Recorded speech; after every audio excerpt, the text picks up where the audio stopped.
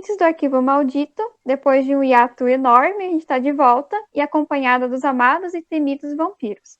No episódio de hoje, faremos um pequeno histórico das lendas dos vampiros em diferentes culturas e ainda um apanhado geral da história desses monstros no cinema e na televisão.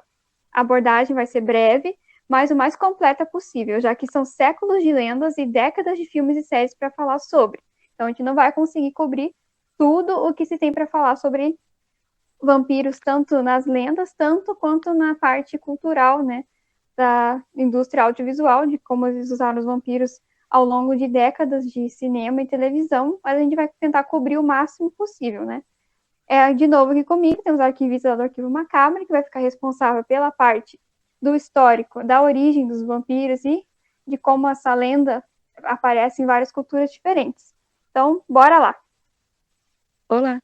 Então, né? A lenda dos vampiros, provavelmente ela é tão antiga quanto o próprio ser humano, né? Então, é muito provável que já na pré-história já existissem essas lendas, pelo menos é o que eu li, né? Então, elas existem há muito tempo, mas elas só vão ganhar principalmente esse título, né, de vampiros ali na Europa, ali no século XIX. Mas ali a gente também vai ver algumas outras designações, né, naquele momento. Tinha, então, na Grécia, eu não sei se é assim que fala, mas Vraikolacas e os Strigoi na Romênia. Mas, no geral, no título vampiro que a gente conhece até hoje, né, ele vai surgir ali no século XIX na Europa.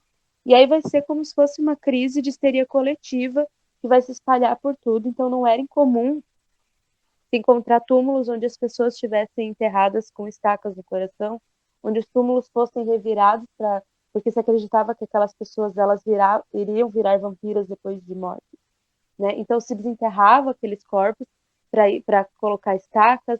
Muitas vezes os corpos eram pregados no próprio caixão para que eles não pudessem voltar à vida, né? E o interessante é a gente pensar que esses mitos eles surgem por questões naturais, né?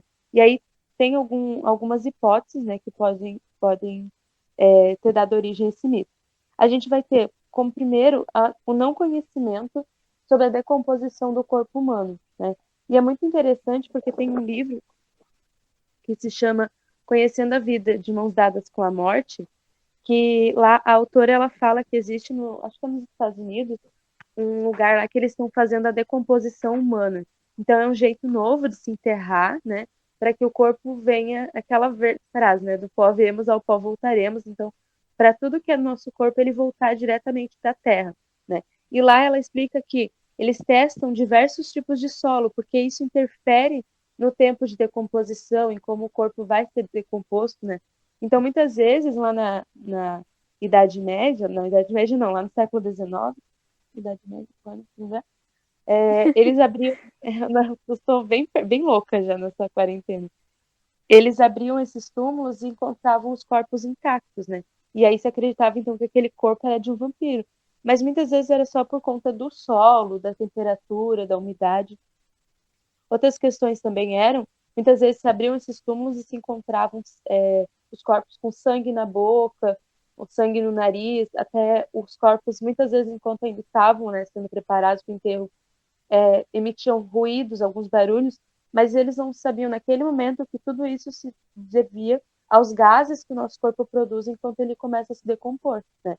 Então, esses gases, normalmente, eles ficam ali na região do abdômen ou no tórax, e eles precisam sair, e aí quando eles saem, eles causam sangramento na boca, no nariz, até os próprios ruídos, né? Que às vezes, quando eles estão saindo, eles produzem um ruído por encostar nas cordas vocais, enfim.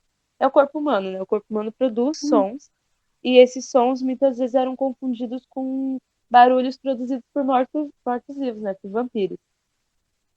Outra questão que é colocada são os enterros prematuros, né? A gente não tinha naquele momento uma, uma medicina tão avançada quanto nós temos hoje. Então, o enterro de pessoas vivas era muito comum, né? Então, eles enterravam e aí ouviam sons da pessoa batendo no caixão, né? E aí, quando ia se abrir, muitas vezes tinha sangue no rosto, porque a pessoa, na tentativa desesperada de se livrar daquilo, se machucava, se batia, né, e acabava sangrando, ou arranhões de unhas na tampa do caixão, também eram tudo né, decorrência do desespero. E também existiam duas doenças que podiam ser responsáveis ali pela ideia do vampirismo, foram bem fortes naquele momento, né? Que foi a tuberculose e a peste bubônica, mas a peste era só quando ela estava atingindo o pulmão, porque ambas, tanto a peste quanto a tuberculose, elas causam rompimento do tecido pulmonar. E aí esse rompimento, quando a pessoa tosse, ou quando a pessoa espirra, ou qualquer coisa assim, ela acaba saindo sangue, né, pela boca ou pelo nariz. E aí era mais um motivo para se acreditar que a pessoa estava com a peste, com a peste não, era uma vampira, né? E é interessante falar sobre a questão da consolidação da aparência do vampiro, né? Porque a gente tem hoje uma aparência dele já muito definida, assim, né? Uma pessoa muito bonita, uma pessoa muito pálida, né? Tudo isso. Mas nem sempre foi assim, né? Naquele momento existiam diversas definições de como ele era, né? Então ele ia desde um cadáver apodrecido até uma aparência quase humana, né? E aí tiveram três livros que eles foram responsáveis por consolidar essa imagem, né? O primeiro, ele é de 1819 e é um dos primeiros livros a tratar do assunto, que é o The Vampire, né?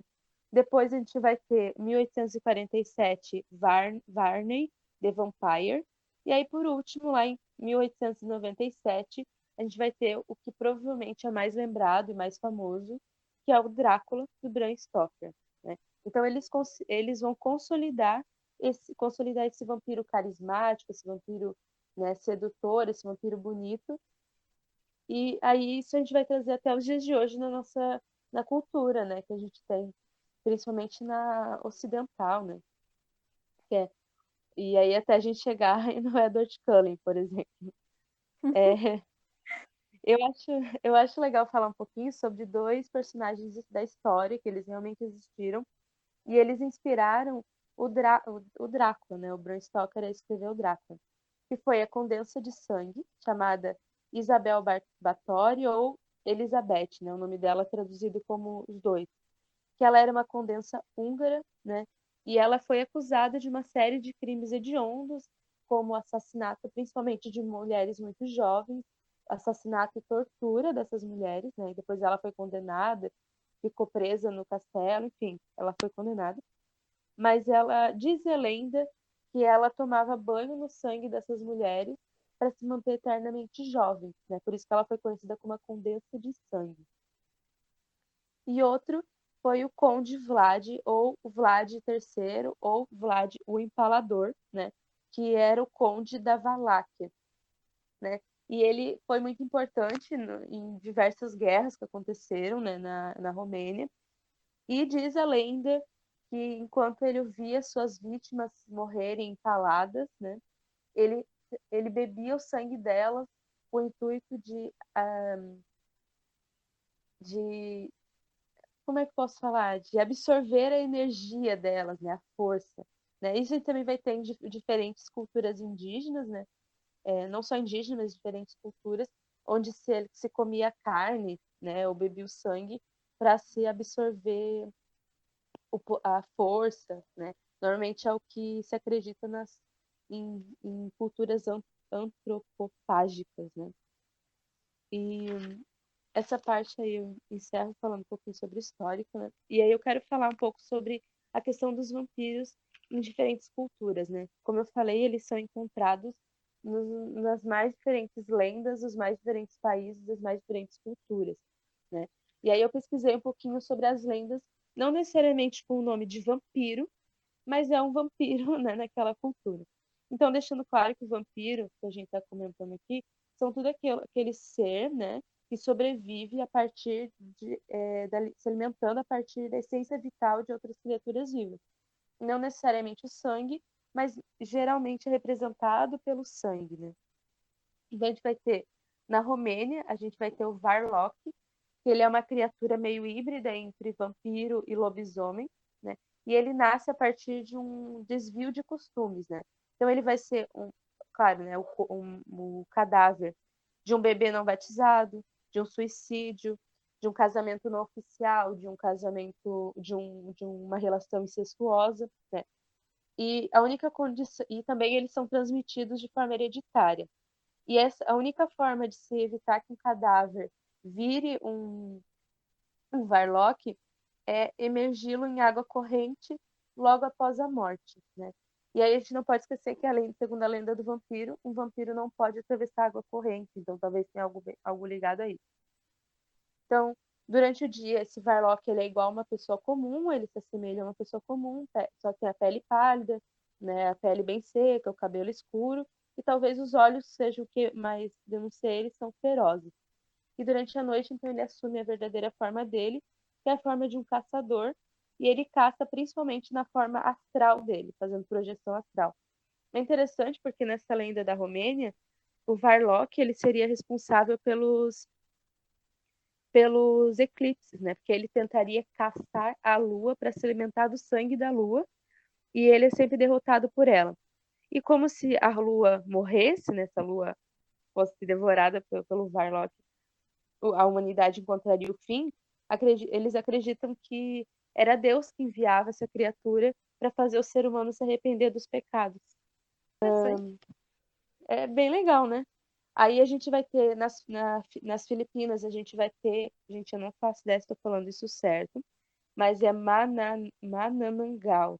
Para mim é uma das lendas mais legais que tem. Até tem um filme, mas assim, é um filme independente, filipino, então eu não consegui assistir ele, mas quero. E essa criatura, ela é descrita como tendo asas de morcego e uma língua comprida, fina e negra, e além de um apetite enorme por sangue, órgãos frescos e coração de bebê, né? Elas sempre são mulheres, e a característica principal desse ser é ela poder dividir o corpo em dois. Então, ela separa o abdômen das pernas, e as pernas ficam jogadas lá no canto, enquanto a parte de cima do corpo dela voa, sempre buscando vítimas, né? E ela ataca principalmente mulheres grávidas para sugar o sangue delas, rasgar o seu ventre e comer o coração da criança, do bebê, do feto. Gente, que coisa É, medonha. é horrível. Imagina você falar disso pra uma criança, que medo. Imagina o Meu, essa trauma. parte de dividir o corpo no meio, eu já fico assim, Jesus, imagina o negócio se arrastando só com a parte de cima do corpo atrás de você. Medo. Mas se tivesse arrastando, tava fácil. Ela tem asa de morcego. Imagina o bicho Ai, não. voando atrás de si. Então a gente vai ter a lenda do Sol Coiante, que é ali em Trinidade, Toboga e Guadalupe, que são lendas, são ilhas do Havaí.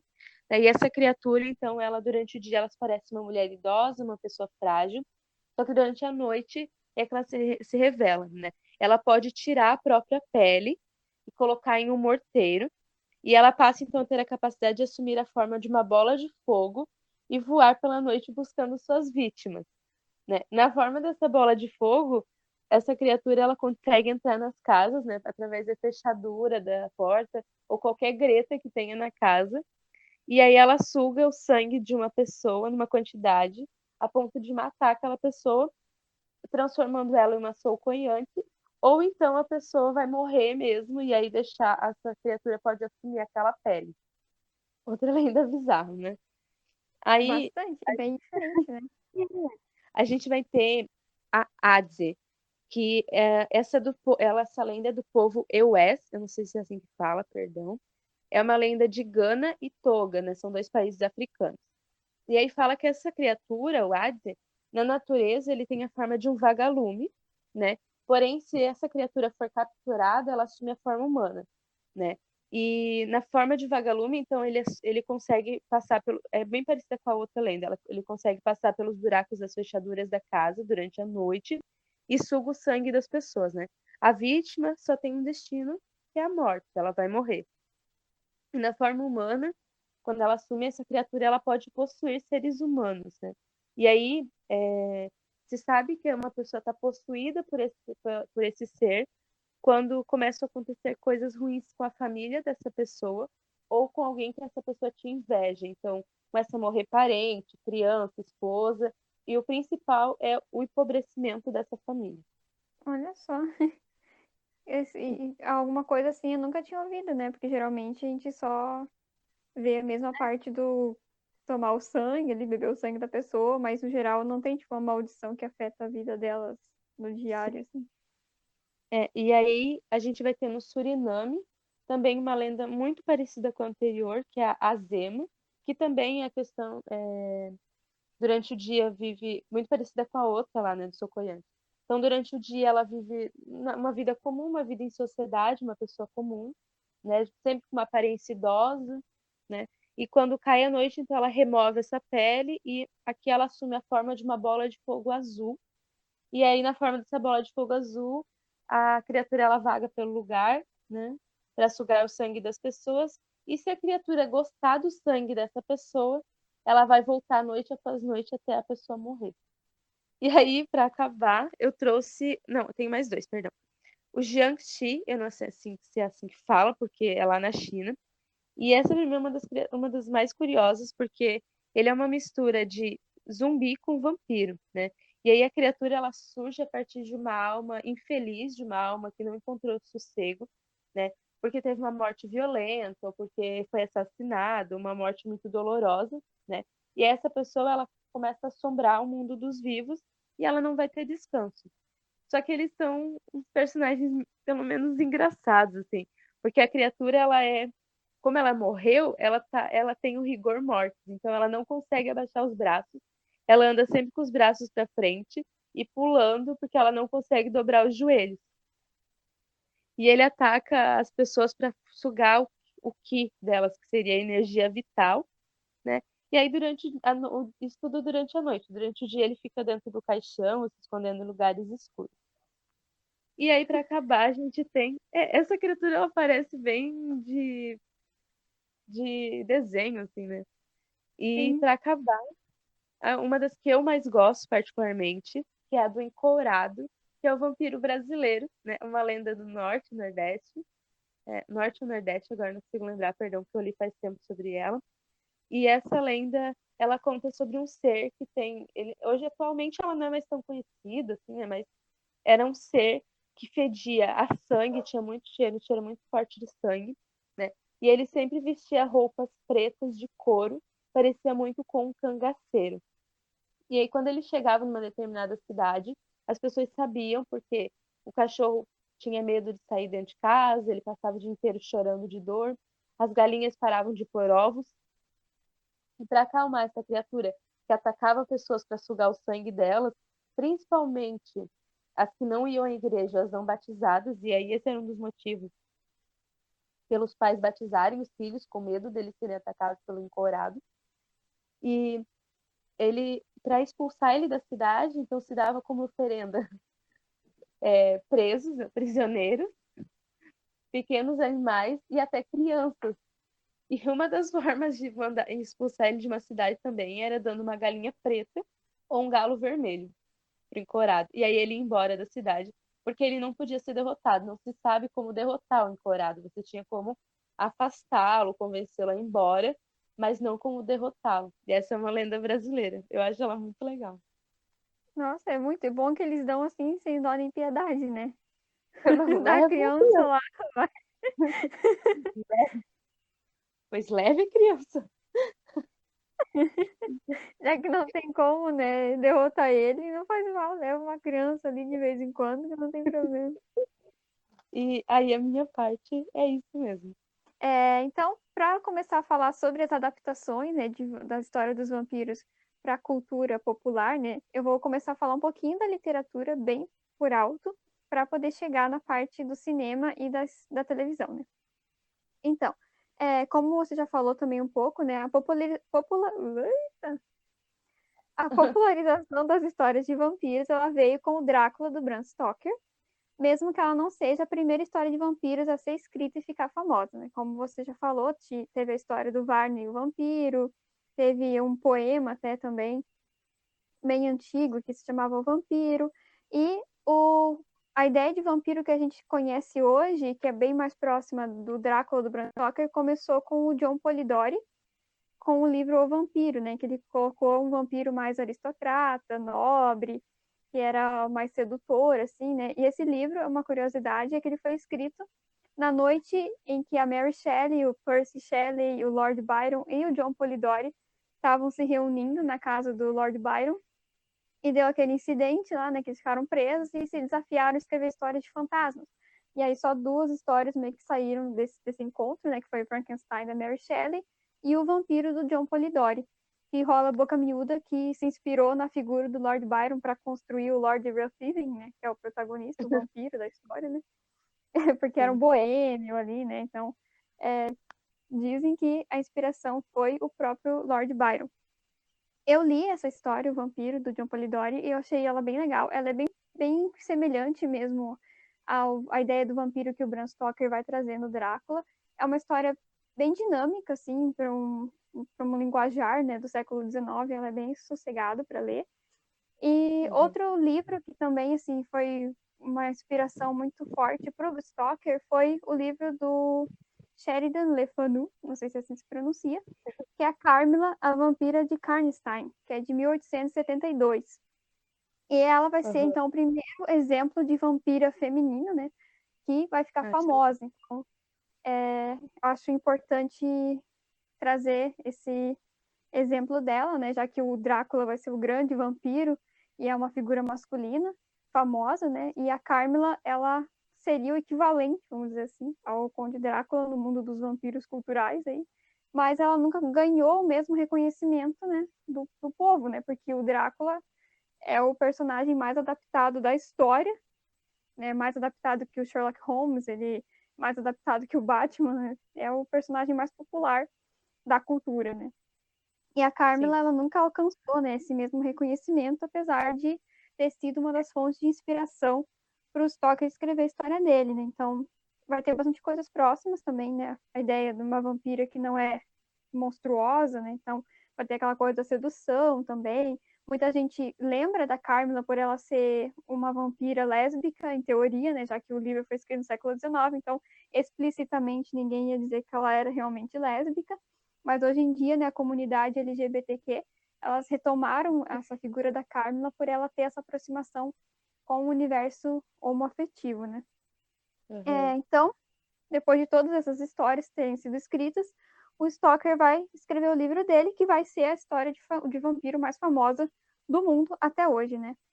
E como você já falou, né, no início a figura do vampiro era uma coisa mais monstruosa, repugnante, feia, uma coisa que não era nem um pouco atraente para as pessoas. Esse foi o caminho que a literatura seguiu e é o caminho que o cinema também vai seguir. Então, o primeiro filme de vampiro a ser feito vai ser Nosferatu, em 1922, do Frederic Murnau. Ele vai ser uma adaptação não oficial da história do Drácula, porque eles não tinham direitos, né? Eles não tinham comprado os direitos para adaptar a história do Stoker, então eles vão mudar o nome dos personagens, mas a essência da história vai permanecer a mesma.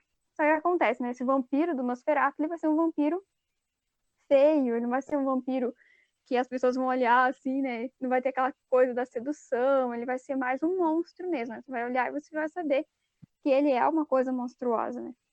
Essa Ele é imagem do horrível. vampiro né, aquela orelha, ele tem uma cara de rato, né? Então já para evocar essa coisa da doença mesmo, né?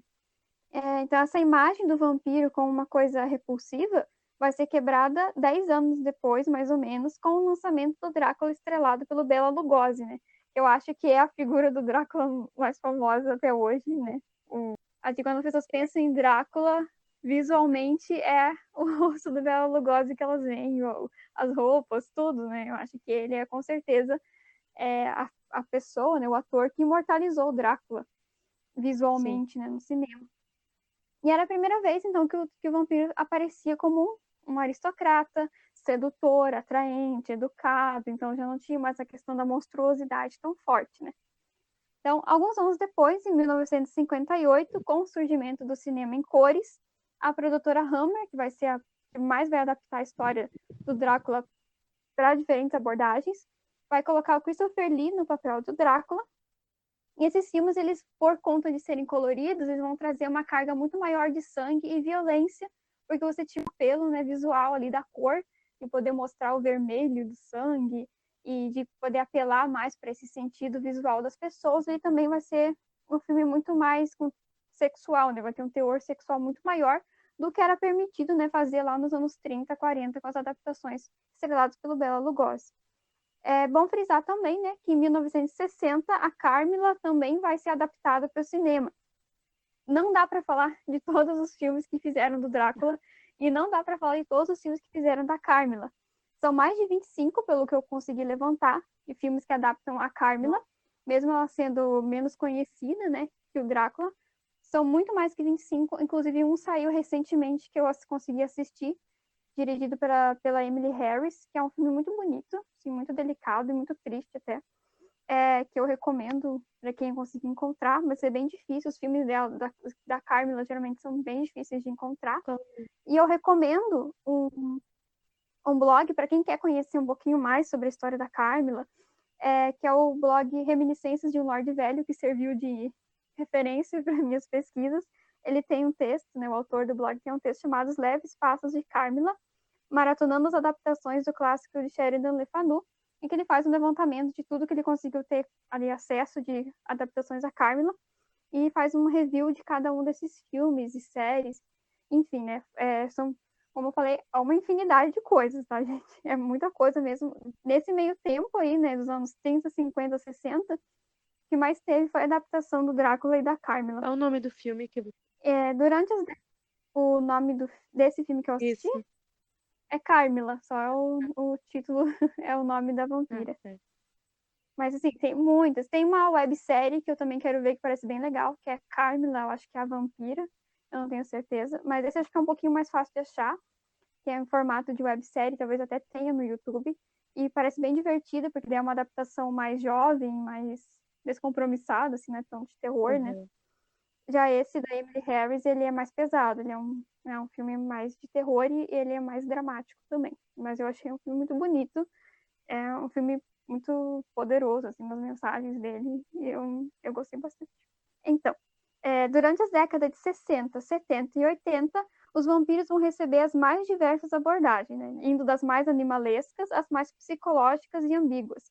E ele sempre vai permanecer meio que nessa dicotomia, né? Entre uma representação vilanesca, mais animal, do sugador de sangue e assassino, ou então daquela versão um pouco mais melancólica, mais psicológica e ambígua, que você fica na dúvida se ele é mau ou não é, da condição do vampiro, né? E algumas pessoas, né, alguns diretores vão tentar ter a mesma junção dessas duas abordagens. Então, nos anos 60, a gente vai ter uma infinidade de adaptações da Hammer, do Drácula e da Carmila, e o filme Mortos que Matam, que é acho que uma das primeiras adaptações da história do... eu esqueci o nome do autor agora. A versão mais recente foi o Eu Sou a Lenda, lá com o Will Smith, que é um filme que todo mundo se transforma em vampiro e fica só o cara sozinho. Tem, acho que é A Última Esperança da Terra também, que é uma outra adaptação. E eu esqueci o nome do autor, me desculpem agora. Mas vai ter, no caso, nos 60, a primeira adaptação da história desse cara aí. Nos anos 70, a gente vai ter o movimento do Black Exploitation, então vão ter vários filmes protagonizados por atores negros, dirigidos por diretores negros, estrelados por atores negros, e que vão evocar essa questão da cultura negra nos Estados Unidos. A gente vai ter o Blackula, eu não sei se é assim que fala, Blackula, que vai ser, no caso, uma adaptação do Drácula com um ator negro no lugar, né, com toda aquela questão da cultura e desse movimento Black Exploitation que acontecia também. Isso é legal. Eu acho muito divertido, assim, todo esse movimento da Black Exploitation, eu acho muito legal. Acho que talvez a gente estaria até no momento de fazer um remake do Drácula, assim, seria muito importante ver isso agora, eu acho. Também vamos ter a primeira adaptação mexicana da história da Carmila, que é a Alucarda, que é um filme bem estranho, assim, bem surrealista. Eu cheguei a ver um pouquinho só, não vi todo ele. Também é um filme um pouquinho difícil de achar, mas que é interessante exatamente por trazer essa questão da cultura mexicana também, né, dessa adaptação meio bem livre da história da Carmila, até porque não é tão próxima assim do livro, mas eu acho interessante que você tem aí duas culturas diferentes adaptando história de vampiro nos anos 70, né, que é a cultura negra e a cultura latina. Nos anos 80, a gente vai ter uma infinidade de filmes de vampiro, de tudo com jeito. A gente vai ter Fome de Viver, que é um filme mais sério, A Hora do Espanto, que é um mais divertido, Garotos Perdidos, que é um filme ultra estiloso, que eu amei esse filme. Eu acho muito legal, inclusive o lançamento recente da Netflix, que é Os Vampiros contra o Bronx, se inspira bastante nesse filme. E eu achei muito legal, os dois são filmes muito legais. E a gente ainda vai ter Quando Chega a Escuridão, da Catherine Bigelow, que é dirigido então aí por uma mulher também. A gente vai ter elas adaptando histórias de vampiro. Mas, enfim, esses são só alguns, né, dos filmes que foram lançados entre essas 3 décadas, porque são muitos filmes, como eu falei, que adaptam histórias de vampiro, não só do Drácula e não só da Carmila, mas filmes livres também desses dois contos, né? Em 92, então, a gente vai ter aí um marco importante da história dos vampiros no cinema, que é o lançamento do Drácula de Bram Stoker, do Francis Ford Coppola, que prometia se aproximar, então, mais do livro do Stoker, sendo mais fiel, né? Ainda que ele não seja, assim, 100% fiel à história do Stoker, ele é um pouco mais do que os filmes mais antigos, né? Esse filme ele foi um tremendo sucesso de crítica e de público, e com certeza, né, é um filme que até hoje é reconhecido, né, pelos méritos de maquiagem, de design de produção. Nossa, esse filme tem uma direção de arte maravilhosa, assim, sem contar que o Gary Oldman tá perfeito como Drácula nesse filme. Nossa, eu tenho muito crush nele nesse filme. Quando eu vi, eu fiquei assim, meu Deus, eu virava vampira rapidinho, Por assim. favor. Não ia demorar muito, não, precisava fazer muito esforço.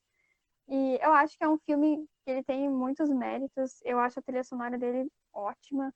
Eu vi tem uns anos já, não faz um tempo que eu não assisto, mas é um filme que ele foi um marco exatamente porque ele tentou adaptar mais fielmente a história do Stoker e foi a primeira vez que você teve a tentativa de heroicizar o Conde Drácula, de mostrar um lado mais humano dele, não tanto ele ser o vilão, apesar de que você ainda tem a ideia ali, né, do Van Helsing, do Jonathan serem os heróis que vão derrotar o vampiro no final. Mesmo assim, tudo acontece ali com uma certa ambiguidade moral o tempo todo, né?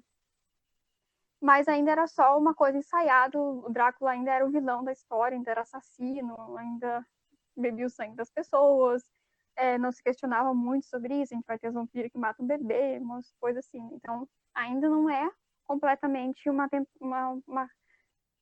essa coisa do heroicizar ainda não foi atingida completamente nesse filme, né?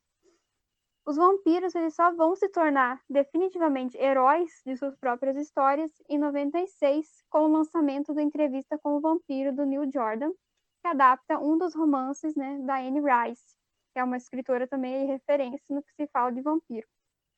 Nesse filme, a gente vai ter pela primeira vez os vampiros que são mais humanizados do que animais.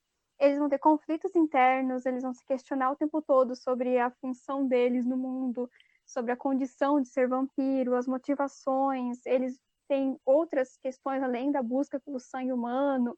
Então, a gente vai ter vampiros ali que vão questionar mesmo a vida deles, vão impor filosofias ali e tal. E é a primeira vez que os vampiros são colocados como protagonistas e de referência, né? Porque geralmente acontecia. Mesmo quando os vampiros não eram totalmente malvados, a gente ainda tinha o humano como protagonista e alguém para se identificar ali, né? A gente colocava a pessoa, no caso não vampira, como nosso ponto de referência de mocinho e mocinha da história. E com o Entrevista com o Vampiro, a gente não vai ter isso, porque todos os personagens principais são vampiros, e a gente tem que ver o mundo através do olhar deles.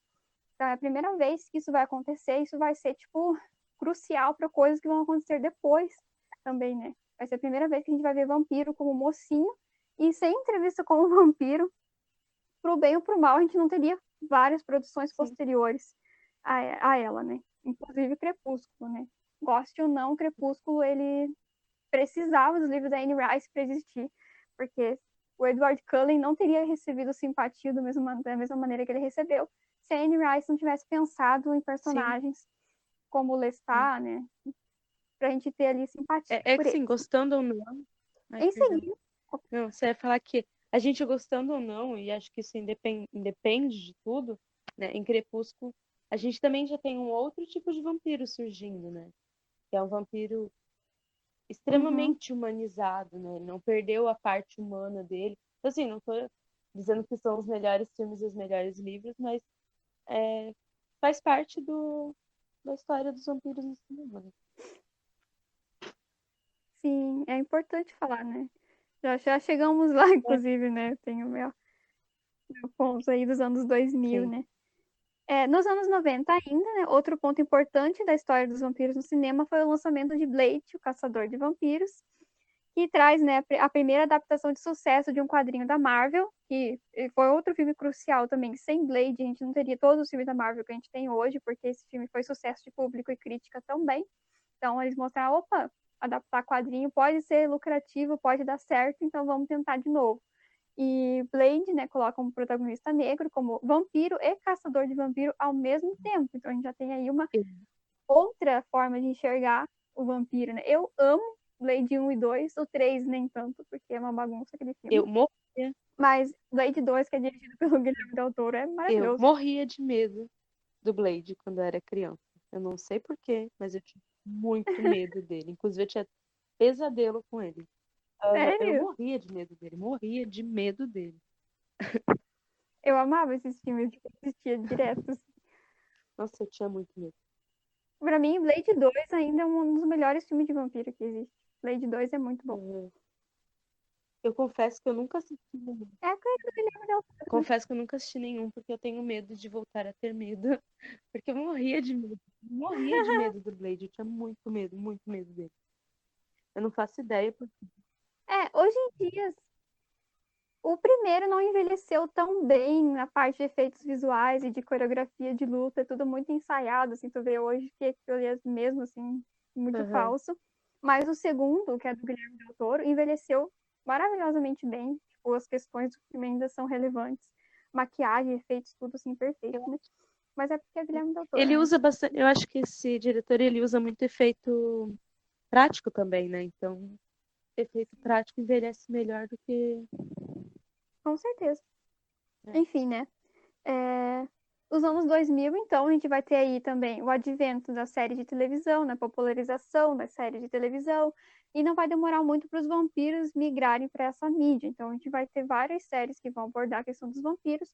Uma das mais famosas vai ser Buffy, né, Caçadora de Vampiros, aí, que é uma série popular até hoje, tem os seus fãs, né, mesmo anos depois de ter encerrado. E outros, né, vai aparecer vampiro em Arquivo X, vai aparecer vampiro em tudo quanto é lugar. Outras séries que vão ter importância nisso, né, que vão revitalizar esses mitos são True Blood, Diário de um Vampiro, The Strain, que é a produção do Guilherme Del Toro também, adaptado de livros que ele escreveu junto com o Chuck Hogan, que são muito bons, a série é maravilhosa, eu amo, ela já acabou, né, teve 4 temporadas, acabou ali, e é uma série que eu recomendo bastante porque ela traz uma visão diferente, ao mesmo tempo que ela tenta alinhar ciência com os saberes antigos, assim, sobre os Strigoi, que eu acho que é algo bem interessante. É uma série que merece ser assistida, né? Então a gente vai ter também uma infinidade de séries de televisão que vai trazer história de vampiro. No cinema, nos anos 2000, o responsável pelo retorno dos vampiros foi o fenômeno Crepúsculo, que, gostando ou não, né, aqui eu acho que a gente não vai cair naquela de falar mal de Crepúsculo, porque, sinceramente, eu tenho ranço, sabe, um pouquinho de gente que fala mal de Crepúsculo, porque é meio que um lugar comum já, é fácil falar mal de Ai, Crepúsculo, gente, gosto é gosto. mas é difícil você enxergar a validade dele, né? Gosto é gosto. Eu acho que é válido. É um filme como qualquer outro. E também tem a minha teoria de que se fala muito mal dele, porque são filmes e livros que chamaram muito a atenção de meninas, né? Então, é. Total. E assim, gente, esse negócio, eu sempre vejo muita gente falando, ai, porque vampiro brilha no sol. Gente, vampiro nem existe. Você vai querer me dizer o quê? Sabe? Foi uma história inventada, deixa o vampiro brilhar, deixa o outro lá, o vampiro queima, tá? Mas, sabe, deixa. Ai, que gente chata. Sério, sabe? Gosto é gosto, cada um assiste o que quer e vamos ser felizes assim. Eu também sou adepta dessa teoria de que Crepúsculo recebe esse hate todo, porque as meninas Sim, adolescentes gostam demais desse livro, gostam dos filmes, e aí, tipo, porque é algo, entre aspas, sim. feminino, então, né, deve ser ruim. Mas, particularmente, assim, tipo, eu nunca li os livros, eu vi alguns dos filmes, eu não tenho raiva deles, não são coisas que eu sou fã, mas, tipo, eu nunca tive essa coisa, tipo, ai, Crepúsculo, sabe? É, inclusive, eu vi muita gente, assim, que, tipo, dá hate até hoje nos atores por conta desse filme. Eu fiquei, tipo, E, gente, isso supera, tá? gente, e vamos ser sinceros que Robert, ó, vou ser sincera, com meus 15 anos era extremamente enlouquecida por Crepúsculo, tá? Tenho todos os livros até hoje, assisti todos os filmes, assisti os últimos no cinema, gritei, chorei quando a família lá começou a morrer, chorei de novo quando eu soube que era mentira, entendeu?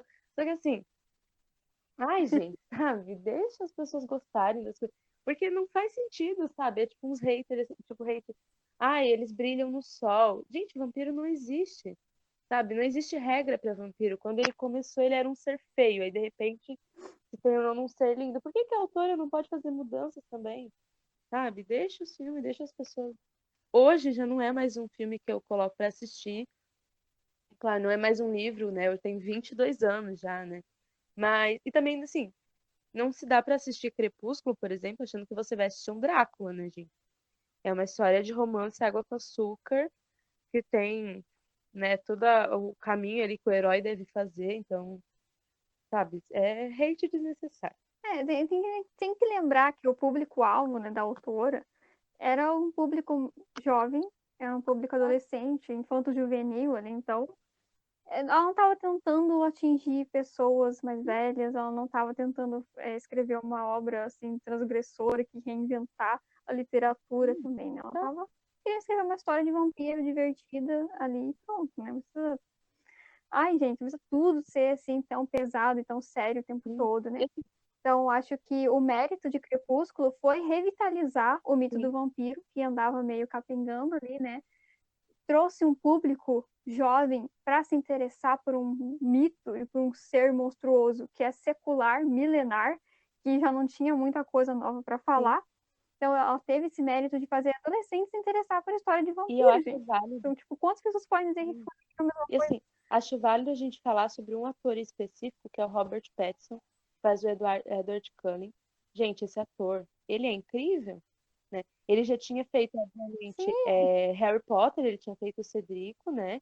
Mas assim, o maior papel dele mesmo foi Crepúsculo, e dali ele foi lançado para papéis incríveis, né? Ele fez papel naquele filme muito bom, que é O Diabo de Cada Dia, e, gente, ele tá incrível no papel. Ele é um ator incrível, sabe? Então ele foi uma revelação. Então, sim. E o Farol sim, sabe que ele é bom. muito, muito bom. É assim, é aquela coisa, né? Os carinha têm ranço do Robert Pattinson porque as meninas adoravam ele, achavam ele lindo e amavam ele. E aí eles pegaram raivinha do cara Ele por ainda causa é disso. lindo, né, gente? Esse ator é incrível. Eu acho lindo. Tipo, desse É, sabe? Ele não tem culpa de ser bonito. Deixa ele em paz. ai, enfim, né? Mas é assim, o que mulher gosta, o que menina gosta, é sempre cultura inferior, né? Então a gente sabe. Mas a gente tendo consciência disso é bom pra gente colocar crítica Sim. também, né? Enfim, né? Então, pra encerrar essa parte aí do cinema dos anos 2000 e televisão dos anos 2000, lembrando que eu não falei de todos os títulos lançados durante esse período, porque é impossível. Numa pesquisa rápida que eu fiz no IMDb, usando algumas palavras-chave para aparecer todas as produções sobre vampiros, eu tive um resultado de Ah, 5.672 títulos, tá? Então, não tem como eu falar de 5.672 como coisas assim? Não aqui. tem como você falar? A gente vai ter Você não trouxe todos eles. Eu vou ficar falando assim, no finalzinho eu vou começar a ler todos os nomes, assim, Vai até ser, encerrar, pra ver vai quanto ser o tempo dura. crédito do. Os créditos. Solta os créditos. Vai ser. Eu acho ainda, talvez, válido salientar sobre o filme Garota Sombria Caminha pela Noite, não sei se foi essa tradução que Foi. ficou, que é um filme, que é um filme do Oriente, né, dirigido por uma mulher, tem uma abordagem mais feminista do mito também, mas a gente vai ter, como falei, nos anos 2000 vai ser bem plural o jeito de adaptar essas histórias. Então a gente vai ter vampiros tudo com é jeito, né? A gente vai ter os vampiros, tipo, meio hipster lá do Amantes Eternos. Vai ter um filme bem legal do Neil Jordan também, que é Bizâncio, que tem na Netflix, que também já parte por essa perspectiva feminista também dos vampiros. Mas enfim, né? Vamos lá, pesquise no IMDb Vampiro e algumas outras palavras-chave que vocês vão ver os 5.672 títulos que tem, porque eu não posso falar de todos eles. Mas eu acho que é importante salientar isso, né? Os vampiros, eles são monstros que permitem abordagens bem diferentes, que permitem públicos diferentes também, que eles se renovam com o passar do tempo para continuarem relevantes culturalmente também.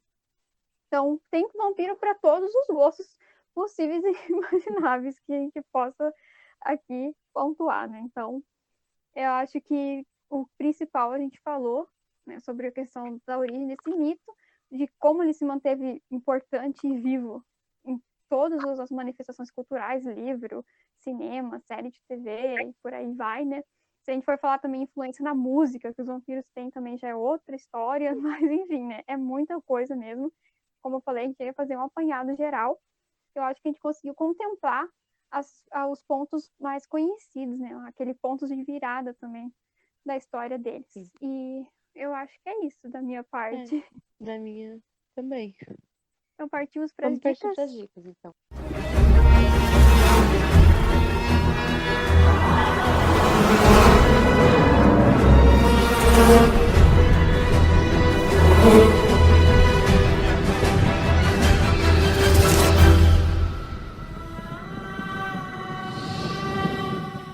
Pode começar. Então, eu vou indicar um parzinho, que eu vou indicar uma duplinha, né?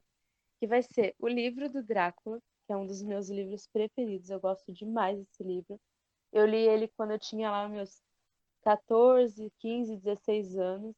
E eu lembro que eu chorei quando o Drácula morre. Não, não, gente, não é spoiler, tá? O livro é de lá, de mil e... É muito antigo, deixa eu ver a data. 1897, então não é spoiler, né? Mas é um livro... Assim, eu realmente eu chorei no final, porque eu acho que o livro, ele traz bem essa questão humana, assim, do Drácula, né? Ele fala desse amor que ele tinha, então... Ah, gente, chorei mesmo, tá? E, e aí, em conjunto ali, eu vou indicar o Drácula de 1992, né? Que é o Drácula que eu mais gosto. Eu gosto muito desse filme, demais, assim, acho muito legal. Acho que ele ficou bem fiel ao livro. Aí eu vou indicar um que ele não é, assim, o melhor filme de vampiro do mundo, mas eu gosto dele, que é 2019, O Ano da Extinção, né? Ele fala sobre um mundo onde as pessoas todas viraram vampiros, né? E aí, os poucos humanos que sobraram, eles servem, são caçados para servirem de sangue, assim, né, para os vampiros. E aí tem algumas cenas, assim, que eu acho elas meio fortes, assim, que é tipo um monte de humanos e, tipo, tirando sangue como se fossem vacas, sabe? E eu acho muito interessante você pensar nessa perspectiva. Gosto do filme, não é o melhor filme do mundo, mas eu gosto. E por último, eu vou indicar então um anime que se chama Hellsing. E ele fala do Alucard, que se você ver como se escreve o nome dele de trás para frente, fica Drácula, tá? E eu acho isso muito interessante. E o Alucard, então, ele é um vampiro que ele tá ligado à associação Hellsing, que é uma associação de caça-vampiros. Então, ele também é um vampiro que caça vampiros. É um anime bem legal. Eu gosto, pelo menos. Eu acho ele divertido. Eu gosto bastante do personagem do Alucard. É um personagem interessante. Ele tem uma arma, assim. Ele é bem legal. Então, minha indicação são essas. São o livro e o filme, 2019, O Ano da Extinção. E, por último, o anime Hellsing. Esse 2019 eu cheguei a assistir muitos anos atrás, mas eu assisti bem mal, assim. Eu quero rever ele, porque eu lembro que na época, tipo, eu não tinha dado muita atenção, mas aí nessa pesquisa acabou aparecendo ele, e aí eu lembrava das licenças de assistir, mas tipo, vou dar uma reassistida nele. Eu assisti ele faz tempo também. E ele não saiu da minha cabeça, assim. Eu lembro bastante dele. Vou reassistir porque é um filme que tem atores que eu gosto. Sim, vale a pena, eu acho. Então, começando com as minhas dicas. Para começar, eu vou trazer um filme do ano em que eu nasci, de 1993, chamado Cronos, que é do Guilherme Del Toro, porque eu tinha que indicar alguma coisa dele É nesse assim, podcast. gente, posso Eu, falar? A gente sempre vai ter pode falar. vai ter momentos no podcast que vão exaltar Jordan Peele ou Guilherme Del Toro, tá? Então isso é um quadro oficial desse podcast. Fixo. Fixo. A gente tem que ter nosso momento de tiete, né? É um filme espanhol, é o primeiro filme, acho que o Guilherme Del Toro dirigiu ainda na Espanha, né? Depois ele vai acabar dirigindo o filme nos Estados Unidos também, Uhum. né? É um filme que tem na Amazon, então quem tem Amazon Prime pode assistir por lá. É um filme bem difícil de achar, então eu achei legal que a Amazon tenha o filme para assistir. E a história dele acompanha um dono de um antiquário, um velhinho senhor, né? Dono de um antiquário, que ele acaba adquirindo uma estátua que tem um mecanismo, né? Um artefato mecânico escondido dentro dela. que ele não sabe, mas que remonta lá à Idade Média, quando um monge que estava pesquisando um modo de viver para sempre acabou criando esse mecanismo, e tem um inseto preso dentro do mecanismo que infecta aqueles que são picados, né, entre aspas, por esse Nossa. mecanismo, com um tipo de doença vampiresca que permite que essas pessoas vivam, tipo, ganhem, se rejuvenesçam, ganhem mais vitalidade, mas em troca, né, elas têm que consumir o sangue humano. E esse artefato estava sendo procurado por um milionário que está doente, porque ele queria pegar esse mecanismo, se curar e viver muito tempo lá, porque ele é rico e tal. Só que acaba que esse dono do antiquário encontra o mecanismo primeiro e é infectado antes do cara. Então, ele acaba assim, virando alvo desse milionário aí. E essa história é uma história muito delicada, é um filme muito fantástico, assim, meio que tem um ar de fábula. Ele é contado de um jeito muito delicado, ele não é tanto um filme de terror, assim, pesadão, nem nada. Mas é um filme muito suave, um filme que você se apega aos personagens bem rápido. E tem aquela estrutura de sonho que os filmes do Del Toro sempre têm, né? Tem aquela simpatia pelo monstro, né? Que eu acho que é muito legal nos filmes dele. E, considerando que é o primeiro filme do Del Toro, já com esse potencial todo, a gente tem que, né, bater palmas para esse cara, porque ele é muito bom mesmo. Então, quem tem Amazon Prime, vai lá, procura Cronos, que não vai se arrepender, é um filme muito bom. A segunda recomendação, eu trouxe uma comédia, que é O que Fazemos nas Sombras, de 2014, do Taika Waititi. Esse filme eu acho que tem na Amazon e acho que tem na Darkflix também. E é maravilhoso. Ele é um falso documentário neozelandês, no qual uma equipe de documentaristas vai acompanhar um grupo de vampiros que moram todos juntos e ver o dia a dia deles. Então a gente tem vampiros de todos os tipos. A gente tem aquele vampiro mais Nosferatu, a gente tem aquele vampiro mais Anne Rice, ou vampiro mais Lestat, assim. Então, a gente tem vampiros de todas essas vertentes que a gente falou ali. Também vai ter o vampiro mais Um total. crepúsculo, né? Que vai ser o carinha mais jovem Eu do canal, grupo. diga. Então a Você gente seleciona o que você quiser selecionar. exatamente. A gente vai ter Vampiro para Todos os Gostos. É um filme muito engraçado. É um filme que os personagens são tipo, muito fofos. Você se apega com eles. Aí tem até a gangue de lobisomem lá, que é inimigo deles. É um filme que, tipo assim, a história dele não tem muita história, assim. Até porque é um acompanhar o dia a dia desses vampiros. Mas é preciso ter um conhecimento muito grande dos arquétipos vampirescos, aí, dos estereótipos e dos clichês para você conseguir subverter ele de alguma maneira ou Sim. homenagear nesse filme. E o Taika consegue fazer muito bem isso. É um filme, assim, delicioso. E tem uma série também, né? Já tem 2 temporadas. A série consegue ser tão boa quanto o filme. A série é muito engraçada, traz coisas diferentes que o filme não abordou e continua sendo assim maravilhosa. Eu indico assim como você indicou a duplinha do livro e do filme do Drácula, eu indico a duplinha filme e série de O que Fazemos nas Sombras, porque o único problema dessa série é que ela é muito curta e ela acaba muito rápido. Tu assiste assim, ó, Acredita, acabou e você fica tipo, ai, acredita. Agora eu vou assistir esse filme, já que você falou. Eu nunca assisti ele, eu confundia ele com aquele do Johnny Depp, que é um filme de vampiro que ele faz também. E eu nunca assisti porque eu pensava, eu não vou uhum, assistir um filme do Johnny Depp de novo. Eu não vou, sabe? Agora que você falou, não, uhum. agora eu vou assistir. Porque eu morria de medo de ver o Johnny Depp atuando de novo. Eu não gosto disso. Nossa, não, eu também não vejo mais nada. Esse filme que é do Johnny Depp é o É. Sombras da Noite. E é um filme que eu só gosto da Aí, Eva Green. Eu é, só assisto ela é uma a boa Eva Green. personagem no filme. Não tenho nada contra ele e tal, mas eu não é um personagem, não é um ator que eu gosto, não, sabe? Não me dá uma ideia. Olha, eu tenho algumas coisas Não, contra não. ele. É aquilo que você tem contra ele, eu também tenho contra ele, mas é pra evitar polêmicas, né? Sabe? É, enfim, É, cada um, né? O seu, eu já não eu assisto. também não. Em questão de comédia com vampiros, escolha O que Fazemos nas Sombras, porque com certeza vai ser muito mais inteligente, muito mais engraçado. Ah, esse filme é perfeito. E a série também é perfeita. Tipo, que tenham várias continuações, que tenham várias séries diferentes, porque vale muito, muito a pena, porque é uma coisa que homenageia os vampiros e traz coisas diferentes sobre eles, e ela consegue ser sempre, sempre engraçada, os atores são ótimos. O Taika Waititi, na verdade, é também outro diretor recente que é maravilhoso, ele tem um cuidado para as coisas que é bem único, um jeito de olhar para as coisas que é muito único, e qualquer coisa que ele faz é muito boa. Em último, Eu vou indicar um filme que é de 2019, mas foi lançado para cá em 2020. Então é um filme recente, que é o Blood Vessel. Eu não sei se esse filme tem em algum streaming, eu acho que não. Mas dá pra achar pelos torrent e sites Piratex da vida aí. Foi assim que eu vi, inclusive. E eu indico ele porque foi um filme recente de vampiro que eu achei bem diferente e interessante, Uhum. né? Então, esse filme ele vai acompanhar um grupo de náufragos de um ataque durante a Segunda Guerra Mundial. Eles acabam presos no bote, à deriva, e encontram um navio nazista e se abrigam nesse navio. Quando eles entram, não tem mais ninguém da tripulação vivo e tem alguma coisa ali Ai, péssimo. rondando, né? O lugar que causou a morte daqueles tripulantes Uhum. nazistas. E eles vão descobrindo aos pouquinhos algumas pistas ali que se trata de dois vampiros ancestrais, assim, tipo, muito antigos.